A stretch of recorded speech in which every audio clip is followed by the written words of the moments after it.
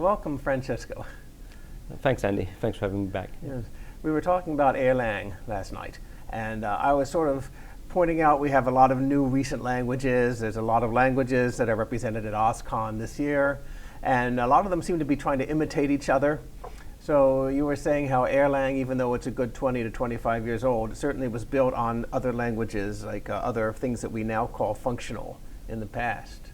Not just functional. I mean, Erlang, came as a result of extensive prototyping when members of the computer science lab realized that there was no one language which had all of the features they needed to build scalable, fault-tolerant and reliable systems.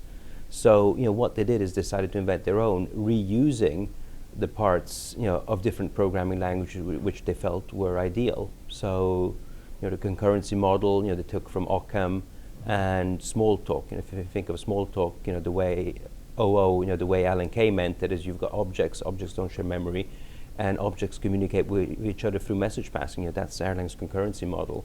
They took a lot of the declarative aspects from functional programming languages, and as well as logical programming languages. So ML, Prolog, and others, had a big influence. But there were a couple of new things you said that Erlang introduced that are very important. That is correct. So I think Erlang was the first language to actually introduce links between processes and to introduce dedicated error channels so that two processes can monitor each other, and if a process terminates, it will send an exit signal to another process.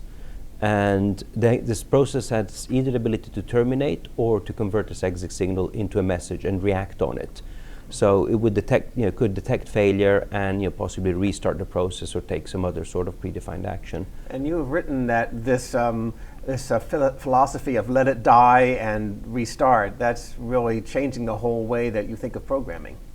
That is correct. So what you do is you tend to program for the positive case and not worry about defensive programming. Mm-hmm. And that will, compared to conventional technologies such as Java or C++, usually shave off about 25% of your code. They've done studies where they've rewritten code in C++ to Erlang and then went in and looked at what every single line of code did. In the C++ version, 25% of the code was error handling, and defensive programming, the counterpart in Erlang, was about 1%. So by moving the error handling to libraries and handling them in a generic way versus your business logic of your code, it's a different approach to error handling. It's not that you don't handle errors with the let it crash approach, you just handle them in a different way.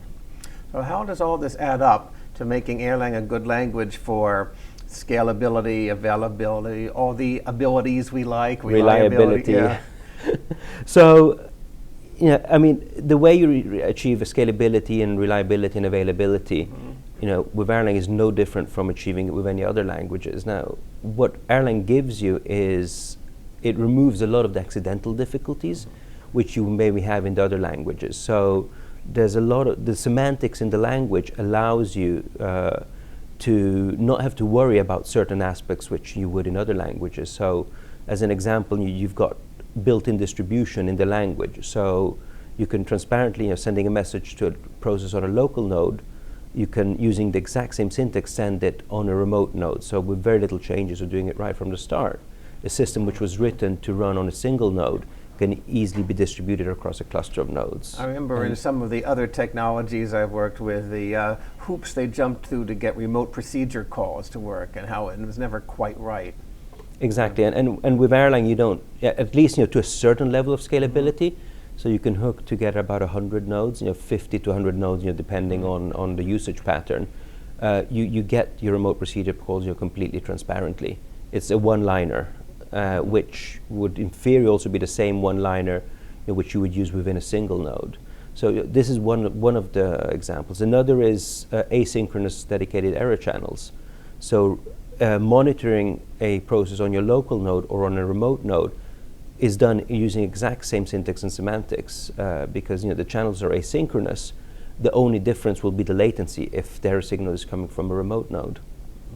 So now that we're looking for availability, all those things, what else do you need besides what Erlang has given you already? You need distributed design patterns. So how do you go in and start grouping your nodes into clusters, and how do these clusters interact with each other across data centers? You need to look at the networking between the nodes, the networking between the clusters, and you need to also look at the whole monitoring side of things. You want 5 nines availability. That's a few minutes of downtime per year, including software upgrades. It doesn't just happen by magic. It happens through a lot of hard work, and it happens by monitoring your system. It happens by preventing outages, noticing that something's about to escalate and tackling it before it turns into an outage. So there's some ops still involved. Absolutely, there's a lot of operations involved, and almost as much as in any other system. But once again, it's your outages though tend to be much less frequent because of the way you design your systems, where you try to isolate errors and try to recover on a small scale. And if that fails, you start escalating until you hit a node, you hit the node level. But at that point, several mechanisms will have triggered and been put in place trying to address the issue. So, and you gave a tutorial this morning. How did that go? Well, really well. I was really excited that most of the delegates were actually not Erlang or Elixir developers. They were developers, they were JavaScript, Node, Python developers. So they were from a wide range of communities, trying to learn, trying to understand the lessons we'd learned in the Erlang space about scalability and reliability, and then applying them to their own individual domains. So it goes to show that learning Erlang makes you a better programmer no matter what language you program in. And so it was a success from that point of view. Thank you. Thanks for having me.